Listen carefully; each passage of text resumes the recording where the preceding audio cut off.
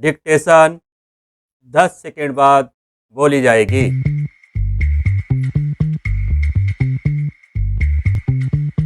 5 second. Ready, start.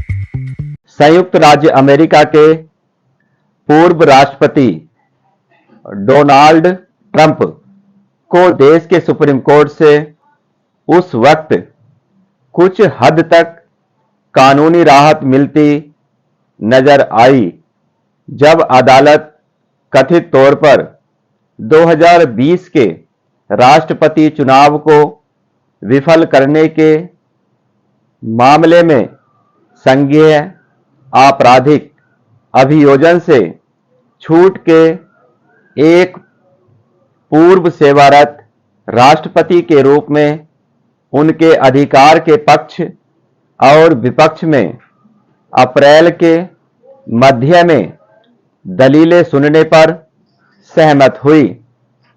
इसका मतलब यह है कि मई से पहले सुनवाई की संभावना नहीं है और मामले पर फैसला जून के अंत तक आ सकता है।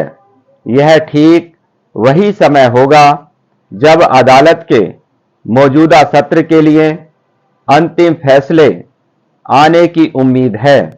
अदालत के इस कदम से श्री ट्रंप के खिलाफ अभियोजन मामलों के कैलेंडर में काफी ज्यादा मोहलत जुड़ गई है और इसने न्याय विभाग की तरफ से इन मामलों की अगुवाई करने वाले विशेष वकील जैक स्मिथ की योजनाओं पर कारगर तरीके से पानी फेर दिया है। स्मिथ ने पिछले साल दिसंबर में यह आग्रह किया था कि न्यायाधीश गण किसी अन्य मध्यवर्ती अदालती कार्रवाई के बिना तुरंत इस मामले को सुने। इससे पहले फरवरी में डीसी सर्किट के अमेरिकी अपीलीय अदालत के 3 न्यायाधीशों वाले पैनल ने यह फैसला सुनाया था कि ट्रंप को संघीय अभियोजन से व्यापक प्रतिरक्षा नहीं हासिल है। यह फैसला उनकी बचाव टीम के लिए एक कानूनी झटका था और इसके खिलाफ अपील की गई थी। अब सुप्रीम कोर्ट ने फैसला सुनाया है कि श्री ट्रंप के खिलाफ निचली अदालत का फैसला तब तक स्थगित रहेगा जब तक कि वह इस मुद्दे का फैसला नहीं कर लेता। एक वैकल्पिक परिदृश्य में न्यायाधीशों ने मामले को रोकने के श्री ट्रंप के अनुरोध को अस्वीकार कर दिया होता, जिससे श्री स्मिथ को चुनाव के विफल करने वाले मामले में अभियोजन के लिए और ज्यादा तेजी से आगे बढ़ने का विकल्प मिलता, जिससे नवंबर में होने वाले राष्ट्रपति चुनाव से पहले मुकदमे की संभावनाएं बेहतर होती। श्री ट्रंप के खिलाफ ढेर सारे कानूनी मामले हैं, जिनमें 4 आपराधिक अभियोग भी शामिल हैं। ये सभी मामले राष्ट्रपति को अभियोजन से छूट पर फैसला आने के समय से प्रभावित होंगे।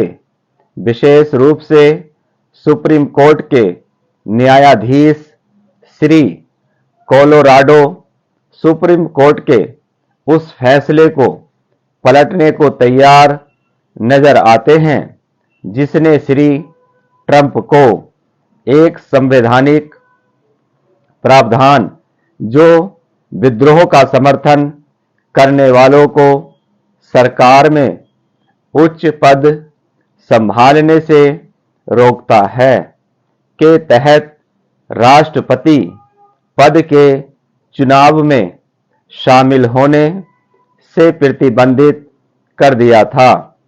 ट्रंप की बचाव टीम द्वारा अपनाई गई देरी की रणनीति के आलोक में कानूनी संकट के अलावा श्री ट्रंप पर मुकदमा चलाने की लड़ाई ने अमेरिकी राजनीति की दरारों को उजागर किया है।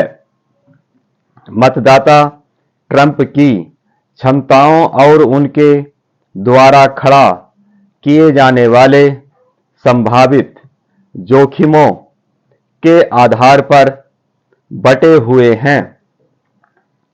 डेमोक्रेट और रिपब्लिकन राष्ट्रीय स्तर पर लोकप्रिय नेताओं के संदर्भ में कोई ऐसा विश्वसनीय विकल्प खोजने में नाकाम रहे हैं जिससे 2024 का चुनाव श्री ट्रंप की हार का सबब बने।